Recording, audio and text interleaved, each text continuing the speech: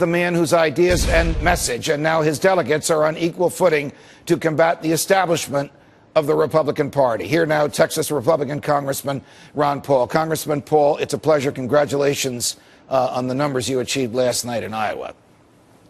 Thank you, Judge. Good to be with you. What is your road to the Republican nomination as you see it? I think you've hinted as to what it is. I mean, it's getting the delegates, and you have to, win the primaries or win these caucuses.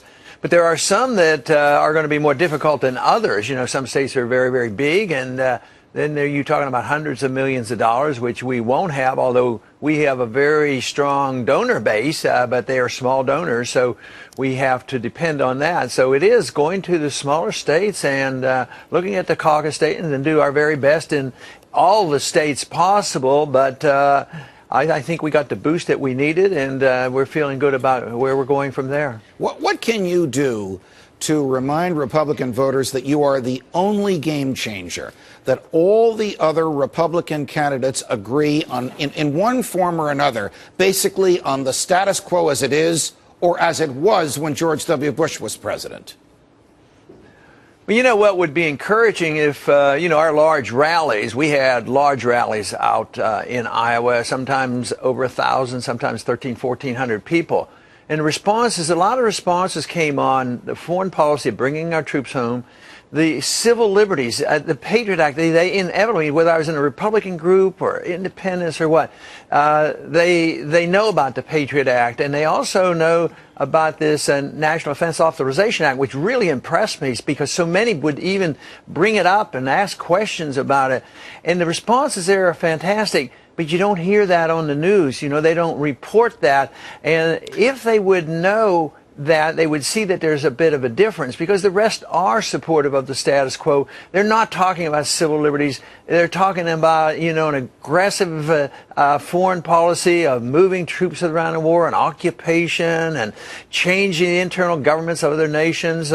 Even when they talk about fiscal conservatism, they're not really talking about it. Right. They're talking about tinkering on the edges and cutting a little bit of the increases. Right. Of course, I have a proposal to really cut the budget. Yours is the only proposal that will cut the budget. In fact, you want to cut $1 trillion in the first year. If we cut the $1 trillion in the first year of your presidency, you could probably run the federal government without having to borrow any more money. If that were so, what would that mean for the economy?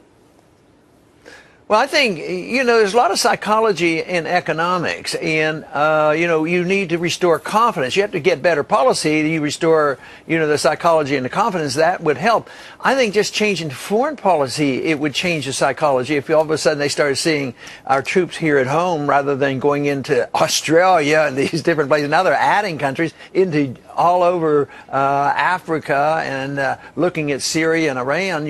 If that psychology would be changed and that we'd be spending either that money at home or letting the people spend that money, I think that would give a real boost. But we need to get the people to spend the money. We need to quit monetizing debt. We need the market to operate. We need contracts back again. Right. We need, market interest rates, all the things that we used to have, but we gave up on about 100 years ago. Last week, I was off, and almost every place I went out in northwest New Jersey, a very conservative Republican area where I live, people came up to me and said, I like Ron Paul, but I'm worried about his foreign policy. If you had been standing next to me when those folks said that to me, what would you have said back to them?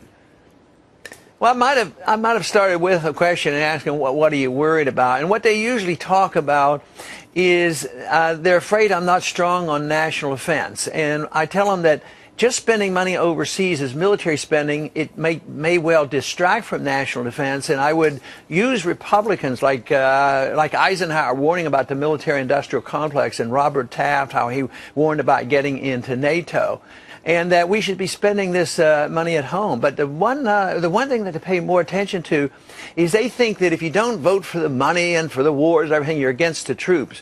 But when you give them the statistic that I get twice as much money as the other candidates from active military duties, I said, well, why doesn't that count for something? And they pay a lot of attention to that. Congressman Paul, congratulations on the victory last night. We'll see you in New Hampshire. Thanks for joining us.